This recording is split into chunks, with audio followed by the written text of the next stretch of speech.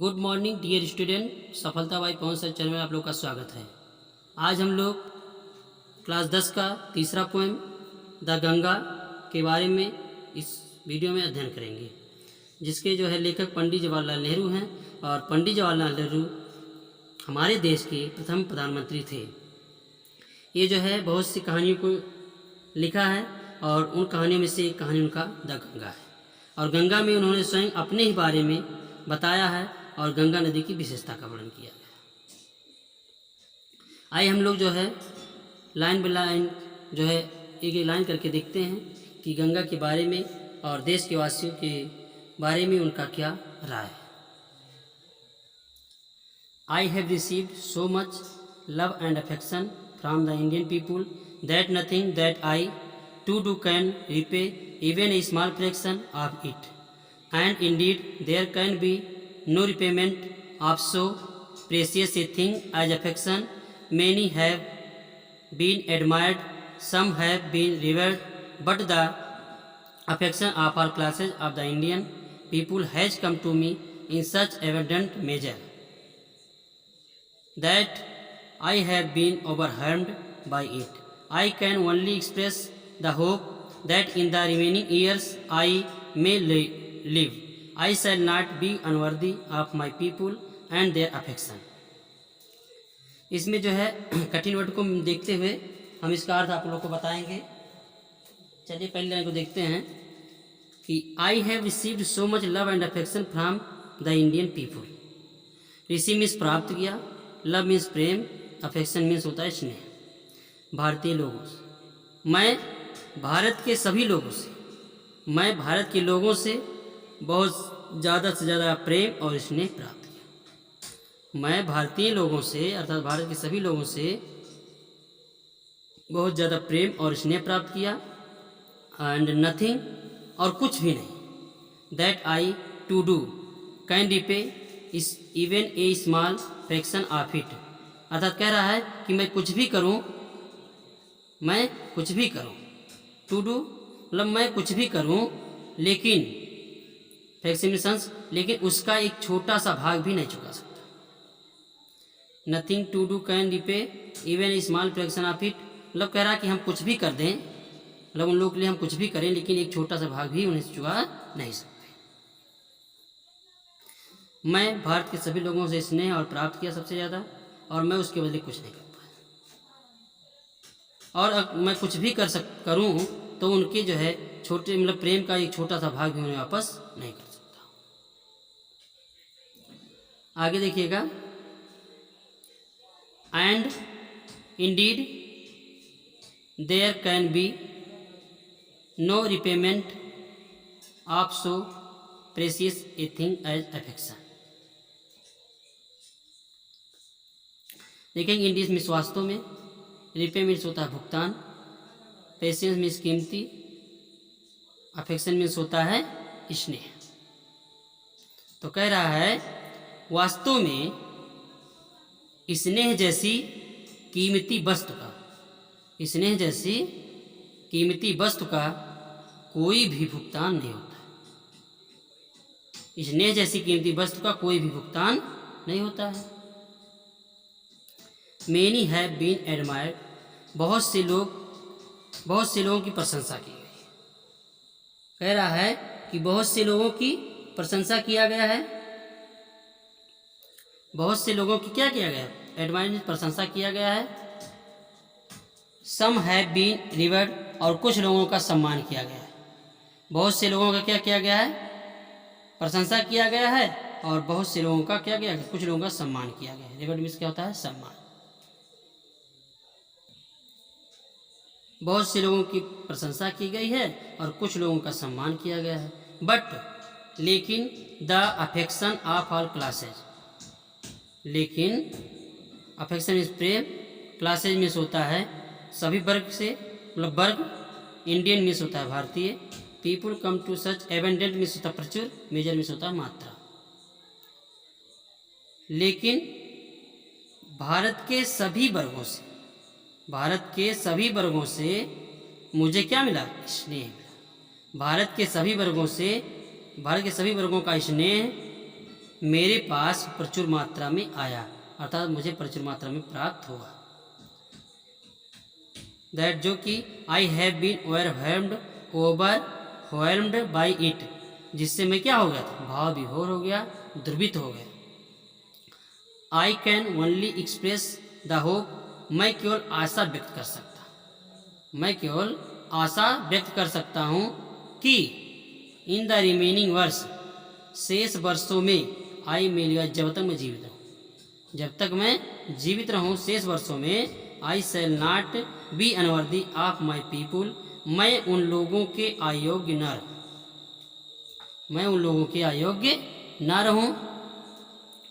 And there affection, और उनके प्रेम, उनकी स्नेह और उनके प्रति जो है मैं अयोग्य न रहूँ, अर्थात उनके प्रेम का, उनके स्नेह का मैं अयोग्य न रहूँ, अर्थात जब तक मैं जीऊँ तब तक उनके प्रेम और स्नेह को प्राप्त करूँ। To my innumerable comrades and colleagues, I owe an even deeper depth of gratitude, we have been joint partners in great undertakings and have shared the triumph and sorrows which inevitably accompany them। देखिएगा, इननंबरेबल में होता असंख्य, क्या होता है, असंख्य। Comrades में होता है साथी, और कॉलेज में होता है सहपाठी। ओबे, ओबे में होता है ऋणी होना, ओबे में होता है ऋणी होना, और इवन मान फिर भी या समान रूप से, डीपर में होता है और गहरा या ज़्यादा, डेप्थ में होता है कर्ज, और ग्रेटिट्यूड मिलता होता है। आगे देते हैं, ग्रेटिट्यूड में होता है कृतज्ञ, कृतज्ञ जिसको बोलते हैं। लिखा है कि मैं, टू माई नंबर, मतलब मैं अपने असंख्य साथी और सहपाठी का, मैं सबसे ज़्यादा उनके कृतज्ञ का ऋणी हूँ, मैं उनके सबसे ज़्यादा आभार का ऋणी हूँ,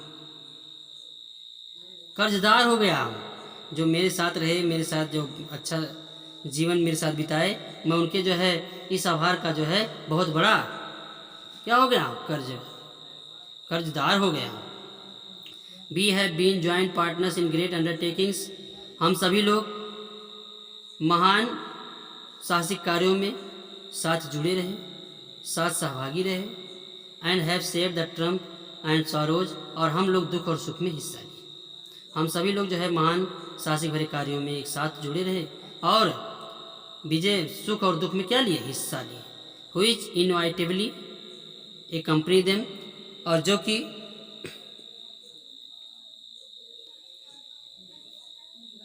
हम लोग अनिवार्य रूप से साथ रहे।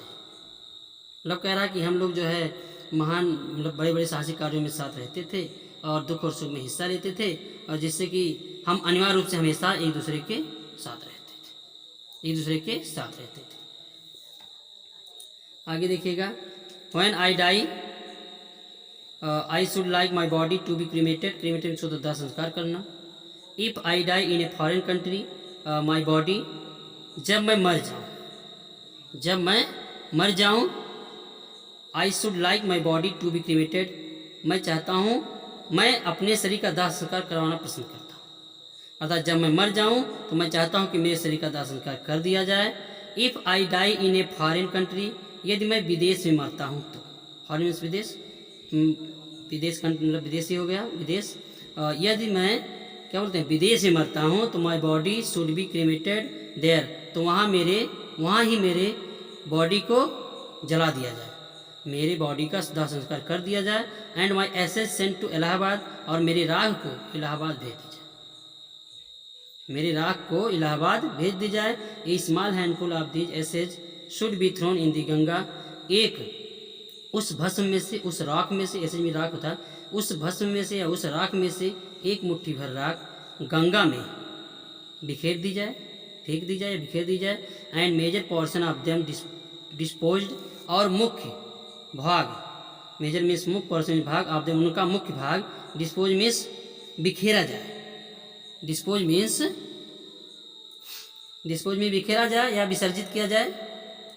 और कह रहा कि उसका और उनका मुख्य भाग जो बचा, शेष भाग जो है, आप इन द मैनर इंडिकेटेड, निम्न मतलब नीचे दिए गए, मतलब नीचे जो संकेतिक हैं, कह रहा कि बिखेरा जाए। मैनर में तरीके इंडिकेट संकेतित किए गए या निर्देशित किए बिलो में से नीचे, अर्थात नीचे दिए गए तरीके से शेष भाग को, शेष मुख्य भाग को क्या किया जाए, बिखेर दिया जाए।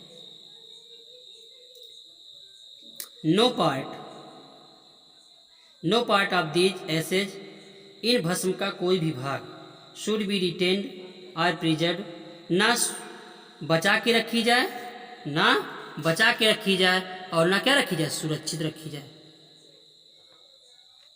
मतलब उसको बचा के नहीं रखना है, गठरी बांध के नहीं रखना है, मतलब उसको सब फेंक दो, सब डाल दो, गंगा में फेंक दो।